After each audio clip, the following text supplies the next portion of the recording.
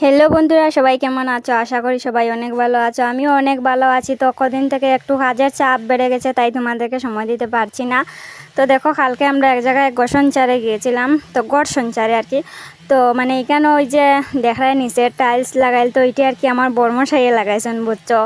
তো গোসনচারও যাওয়ার কথা হয়েছে কি, মানে বর্মশাইয়ের কাজটিও দেখতাম আর গেলাম গিয়া একটা দুয়ারে, মানে খাসটিও দেখে এলাম। দেখে বুঝছো, মনটা এত ভালো লাগে যে শালার আমার নিজের মানুষে হাত জানে, কিন্তু আমরা ভাগ্যের মধ্যে কিন্তু এটা নাই যে নিজের ঘরের মধ্যে এরকম টাইলস লাগাইমু। কারণ এরকম ব্যবস্থাত আমরা নাই আর কি, অবস্থাত। তো যাই হোক, অনেক টাকা পয়সা কিন্তু লাগে এরকম কাজ করতে গেলে বা করাইতে গেলে।